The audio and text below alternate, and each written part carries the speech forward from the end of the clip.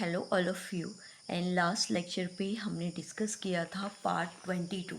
ठीक है, पार्ट 22 में से हमने क्या स्टार्ट कर दिए थे, ईयर क्वेश्चन स्टार्ट कर दिए थे चैप्टर फर्स्ट के, जिसमें हमने क्या करा था कि आपके 4 क्वेश्चन पे डिस्कस किया था। ठीक, तो आज हम उससे आगे के क्वेश्चंस को अब देखेंगे। ठीक है, तो यहाँ पर हमारा जो फर्स्ट क्वेश्चन है पार्ट 23 में, फर्स्ट क्वेश्चन आपका किस में आया हुआ है, 16 एंड 17 ईयर में आया हुआ क्वेश्चन है कि स्थिर वैद्युतिकी में गॉस के नियम का उल्लेख कीजिए। It means state Gauss law in electrostatics. तो इलेक्ट्रोस्टैटिक्स में गॉस का लॉ क्या था, तो हमने आपका क्या था कि जब हमने ये सारे के सारे टॉपिक्स पढ़े थे, तो वहाँ पर हमने गॉस थ्योरम को भी देखा था। गॉस थ्योरम में हमने ये पढ़ा था कि अगर कोई भी क्लोज सर्किट है, हमने क्या पढ़ा था गॉस थ्योरम में, कि अगर हमारे पास कोई भी क्लोज सर्किट है और उस क्लोज सर्किट के अंदर कोई भी चार्ज आपका एनक्लोज्ड है, तो इससे जितना भी वैद्युत फ्लक्स यानी कि इलेक्ट्रिक फ्लक्स पास होगा वो ऑलवेज इलेक्ट्रिक फ्लक्स पास होगा वो ऑलवेज इस एनक्लोज चार्ज का कितना टाइम्स होगा, 1/ε0 टाइम्स होगा। ठीक है, तो ये हमने पढ़ा था स्टेटमेंट किसका था, ये गॉस थ्योरम का। क्लियर है, तो इसको हम देखते हैं क्या है। लेक्चर 16 में हमने पढ़ा था, यह है आपका गॉस लॉ। इसमें हमने क्या पढ़ा कि the electric flux phi E through any close surface is equals to 1/ε0 times the net charge Q enclosed by the surface. यानी कि जो क्लोज सरफेस से आपका जो चार्ज एनक्लोज्ड है उसका ऑलवेज कितना टाइम्स होगा, 1/ε0 टाइम्स होगा। ठीक है, तो ये स्टेटमेंट आपका आया है 2 मार्क्स में, तो ये स्टेटमेंट आपको करना है। क्लियर है, ये हिंदी में है। किसी बंद पृष्ठ से होकर गुजरने वाला वैद्युत फ्लक्स उस पृष्ठ द्वारा परिबद्ध कुल नेट आवेश का 1/ε0 टाइम होता है। क्लियर है, तो इस तरीके से फर्स्ट वाला क्वेश्चन का आंसर रहेगा। ठीक है, फिर नेक्स्ट क्वेश्चन हमारे पास कब है, 2024 में आया हुआ है और ये एक न्यूमेरिकल है। ठीक है, देखते हैं क्या क्या गिवन है। हमसे कहा गया है 2.4 मीटर, ठीक है, 2.4 मीटर व्यास के किसी एक समान आवेशित चालक गोले का पृष्ठीय आवेश घनत्व 80 माइक्रोकुलाम पर मीटर स्क्वायर है। तो गोली पर आवेश ज्ञात कीजिए। मतलब एक आपके पास क्या है, एक स्पेयर है जिसका जो डायमीटर गिवन है वो 2.4 है और आपके पास सरफेस चार्ज डेंसिटी भी आपके पास गिवन है।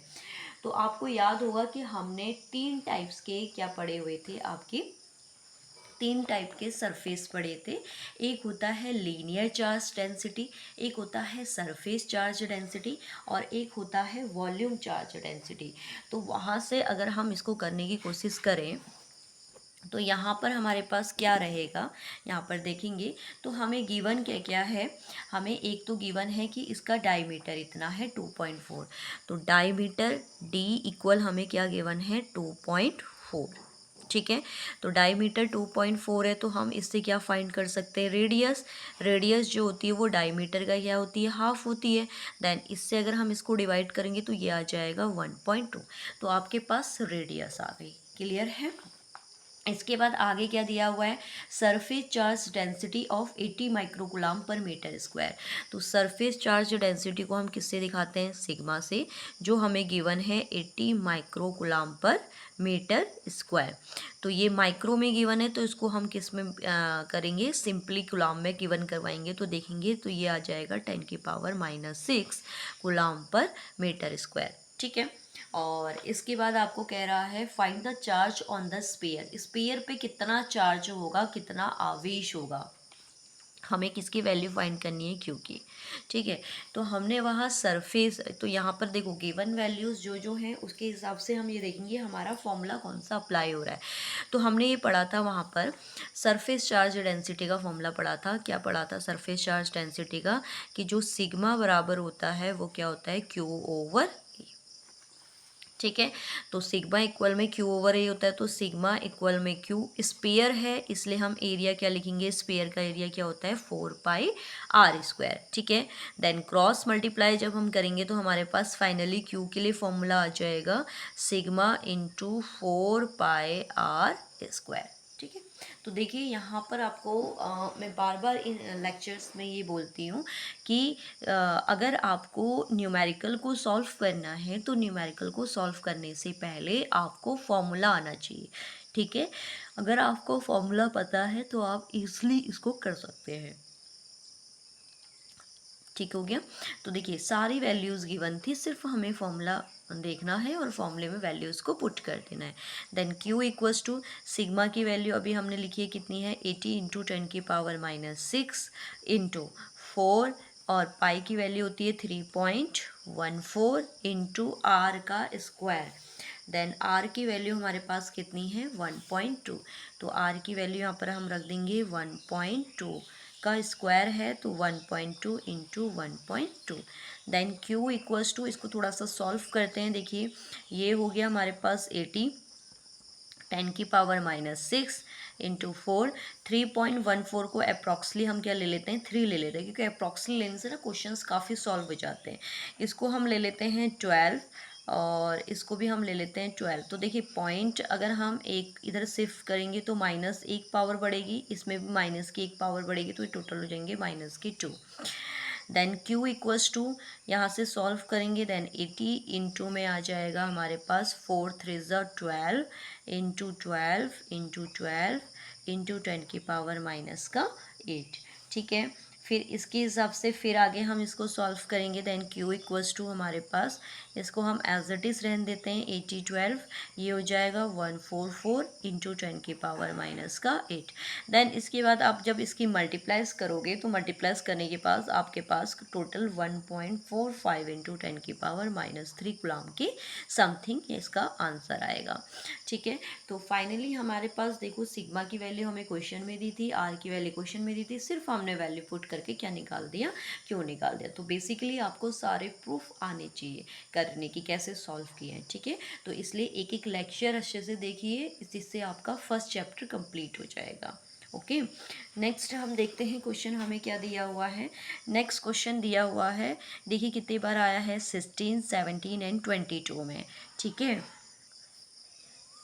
एक समान वैद्युत क्षेत्र में स्थित वैद्युत द्विध्रुव पर लगने वाला बल युग्म आघूर्ण, इट मीन्स आपको क्या टॉर्क आपको फाइंड करना है। ठीक है। किसके लिए, जब हम इसको किस में रख देते हैं, एक इलेक्ट्रिक फील्ड पे रख देते हैं। ठीक है ना। Find an expression for movement of couple acting on electric dipole placed in uniform electric field. जब यूनिफॉर्म इलेक्ट्रिक फील्ड पे हम इसको रख देते हैं तो उस कंडीशन पे ये डाइपोल के लिए हमारे पास टॉर्क क्या होगा। ठीक है। तो ये भी हम कर चुके थे अपने प्रीवियस लेक्चर में। क्या था, अगर हम इसको थोड़ा सा देखें यूनिफॉर्मली, तो ये था हमारे पास लेक्चर नंबर 13। ठीक है। क्या पढ़ा था हमने, torque on an electric dipole in a uniform electric field, uniform electric field में। तो इसके लिए सिंपली इजी हमने मेरे पास क्या होता है, हम यहाँ पर ये देखते हैं जो हमारे पास बेसिकली टॉर्क का फॉर्मूला होता है, यानी कि फोर्स का। तो टॉर्क इक्वल्स टू होता है हमारे पास फोर्स इंटू डिस्टेंस, और ये डिस्टेंस कौन सी होती है, कोई भी टू लाइंस के बीच की डिस्टेंस होती है, यानी कि परपेंडिकुलर डिस्टेंस जिसे हम कहते हैं। तो सिंपली एफ तो हमें पता है इलेक्ट्रिक फील्ड में एफ की वैल्यू क्या होती है, क्यू ई होती है। डिस्टेंस हम फाइंड करते हैं वहाँ से, तो वो लगभग 2L sin थीटा की समथिंग आती है। फिर हमें पता रहता है क्यू और 2L की वैल्यू को हम P प्लेस करते हैं, PE sin थीटा। तो बहुत ईजी है, बस थियोरेटिकल ये काफ़ी ज़्यादा हमारे पास लॉन्ग हो जाता है, इसलिए हम इसको थोड़ा सा थियोरेटिकल देखते हैं कि कितना आएगा। लेकिन वैसे बेसिकली देखा जाए तो ये डायरेक्टली अप्लाई हो जाता है ये फॉर्मूला। ठीक है। तो इसमें हमने क्या पढ़ा हुआ था, इसमें हमने ये देखा था कि when an electric dipole is placed in an external uniform electric field और couple acts upon the dipoles, तो डाइपोल्स पर एक्सटर्नल यूनिफॉर्म इलेक्ट्रिक फील्ड पे जब हम रखते हैं तो इस पे एक आपके पास फोर्स वर्क करता है। दिस कपल टेंड टू अलाइज the dipole in the direction of the field, और ये काम क्या करता है, डाइपोल्स को डायरेक्शन, फील्ड की डायरेक्शन पे लाने का वर्क करता है। तो इसलिए हमने यहाँ पर देखो एक आपका कंसिडर किया कि let minus q and plus q एक दो चार्जेस हैं, वो एक डाइपोल बना रहे हैं, और आपको पता है कि डाइपोल के बीच की डिस्टेंस कितनी होती है, 2L होती है। तो उसके बेस पे हमारे पास जो फोर्स होगा वो इस टाइप से लगेगा, यानी कि हमारे पास अगर हम देखें इस फिगर में, तो ये हमारे पास फिगर था, ये इलेक्ट्रिक डाइपोल था। यहाँ पर हमने एक चार्ज को डाइपोल को प्लेस किया। डाइपोल को प्लेस करने के बाद हम क्या करेंगे, इसको इस तरीके से रोटेट करेंगे। जब हम रोटेट करेंगे तो रोटेट करने पर हमें कुछ ना कुछ फाइंड आउट होगा, ठीक है। जैसे मैं इसको यहीं पे आपको बना के दिखा देती हूँ एक रफली, वैसे ये आप देख लीजिएगा लेक्चर नंबर 13। जैसे ये है, यहाँ पर मैंने एक डाइपोल को रखा, एक डाइपोल को रखा, ये है, इसकी डायरेक्शन -q2 पॉजिटिव q होती है। तो यहाँ पर अगर मैं फोर्स देखूँगी तो फोर्स की वैल्यू हम किससे निकालते हैं, हमने पढ़ा है E equals to f over q, then F equals to क्या हो जाएगा, क्यू ई, क्रॉस मल्टीप्लाई से। तो यहाँ पर जो फोर्स होगा वो माइनस का क्यू ई होगा, और इस डायरेक्शन पर फोर्स जो होगा वो प्लस का क्यू ई होगा। अब जब हम इसको घुमाएंगे तो हमने कहा, हमने रोटेट किया तो कुछ इस टाइप से पोजीशन बन गई, तो ये एंगल हमारे पास कितना आ गया, थीटा आ गया। तो सीधी बात है, हमें पता है डाइपोल्स के बीच की डिस्टेंस 2L होती है, और हमें तो ये चाहिए जो परपेंडिकुलर डिस्टेंस है ये। तो हमारे पास हम इसके लिए कौन सा फॉर्मूला अप्लाई करते हैं, साइन। तो साइन थीटा होता है हमारे पास परपेंडिकुलर, परपेंडिकुलर हमने फाइंड करना है अपॉन में हाइपोटेनियस, तो ये हो गया 2L। तो यहाँ से हमारे पास ये परपेंडिकुलर की वैल्यू कितनी आ जाती है, 2L साइन थीटा। तो वही हमने यहाँ पर कर रखा है, देखिए ये हुआ, और यहाँ से मैंने इसको फाइंड किया हुआ है perpendicular upon hypotenuse L over K। तो यहाँ से हमारे पास ये डिस्टेंस कितनी आ गई, 2L साइन थीटा, क्योंकि परपेंडिकुलर निकालना है और आपके पास हाइपोटेनियस यानी कि कर्ण की वैल्यू हमें दे रखी है। तो फाइनली हमने टॉर्क का फॉर्मूला लगाया, फोर्स इंटू परपेंडिकुलर डिस्टेंस। तो फोर्स कितना है, QE, अभी मैंने आपको फाइंड करके दिखाया था, ठीक है। और परपेंडिकुलर डिस्टेंस कितनी निकाल दी, 2L साइन थीटा। तो फाइनली हमारे पास क्या आया, PE साइन थीटा। फिर आपको पता है कि साइन को हम कैसे डिनोट कर सकते हैं, क्रॉस से, तो P क्रॉस E करके हमारा फाइनली आंसर आ जाएगा। क्लियर है, तो ये भी हम कर चुके थे। तो ये आपका आया हुआ है, देखेंगे 16, 17 एंड 22, काफ़ी ईयर्स में ये क्वेश्चन हमसे पूछा गया है, ठीक है। एंड इस लेक्चर का लास्ट क्वेश्चन हम देखेंगे जो आया हुआ है 18 एंड 22 में। 18 एंड 22 में आपसे कहा गया है कि what is meant by electric flux, आप इलेक्ट्रिक फ्लक्स के क्या समझते हैं, एंड गॉस प्रमेय का कथन एवं गणितीय रूप लिखिए। तो इलेक्ट्रिक फ्लक्स का हमने क्या पढ़ा था, इलेक्ट्रिक फ्लक्स हमने ये पढ़ा था कि कोई आपके पास कोई भी सरफेस है, इसकी परपेंडिकुलर में जितनी भी इलेक्ट्रिक फोर्स लाइंस पास होंगी वो हमारा इलेक्ट्रिक फ्लक्स होता है। क्लियर है, तो वही हमने यहाँ पर देखना है। बट हम इसका अगर मैथमेटिकल फॉर्मूला देखें तो हमने कहा था कि जो इलेक्ट्रिक फ्लक्स होता है वो स्केलर प्रोडक्ट होता है E और DA का, यानी कि इलेक्ट्रिक फ्लक्स और एरियल वेक्टर का ये क्या होता है, स्केलर प्रोडक्ट होता है, अगर हम बेसिकली मैथमेटिकल फॉर्मूला देखें। बट अगर हम थियोरेटिकल देखें तो थियोरेटिकल में क्या होता है, हमारे पास जितनी भी सरफेस के परपेंडिकुलर में लाइन पास होंगी उनको ही हम क्या कहते हैं, आपका इलेक्ट्रिक फ्लक्स कहते हैं। इसके बाद कहा गया है वही same, right the statement of Gauss theorem and it's mathematical formula. Gauss theorem हमने अभी देखा था फर्स्ट क्वेश्चन में कि गॉस ये कहती है कि अगर कोई भी आपका चार्ज एनक्लोज्ड है, मतलब घिरा हुआ चार्ज है, तो यहाँ से जितना भी फ्लक्स पास होगा वो हमेशा इस चार्ज का कितना टाइम्स होगा, आपका 1/ε0 टाइम्स होगा। तो इस तरीके से दिखा भी देती हूँ मैं आपको कि फ्लक्स और गॉस थ्योरम हमने बहुत अच्छे से पढ़ रखा है, ठीक है। इसमें हमने ये देखिए, अगर हमारे पास हम देखें इलेक्ट्रिक फ्लक्स को देखें तो इलेक्ट्रिक फ्लक्स में हमने डेफिनेशन पढ़ी थी, it is defined as the total number of electric field lines passing normally through an area, यानी कि जितनी भी वैद्युत बल रेखाएं गुजरेंगी उनकी संख्या को ही हम क्या कहते हैं, वैद्युत फ्लक्स कहते हैं। फिर हमने इसके कुछ पॉइंट्स पढ़े थे कि जो फाई होता है वो डायरेक्टली प्रोपोर्शनल होता है ई के, डायरेक्टली प्रोपोर्शनल होता है एरिया के, और डायरेक्टली प्रोपोर्शनल होता है कॉस के। तो फाइनली हमने एक एक्सपेंशन देखा था, वो एक्सपेंशन आया था E.dA, जो मैंने अभी आपको बताया, ठीक है।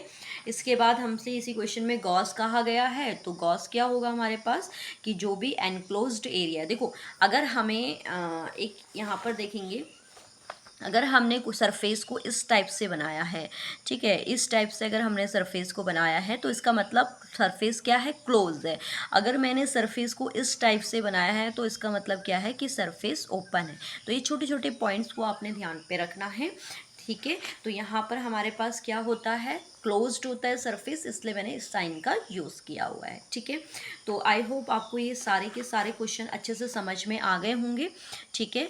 तो नेक्स्ट वीडियो में हम इससे आगे के ईयर क्वेश्चन पे डिस्कस करेंगे। अभी आपकी इसके बाद 2 पार्ट और आएंगे, जिसके बाद हमारा फर्स्ट चैप्टर फाइनली ख़त्म हो जाएगा पार्ट 25 तक, ठीक है ना। तो आप इनको अच्छे से देखिए, सारे प्रूफ, सारे डेरिवेशंस बहुत अच्छे से करिए और ईयर क्वेश्चन पे भी फोकस करिए, क्योंकि पेपर जो बनेगा आपका यहीं से बनेगा, ठीक है।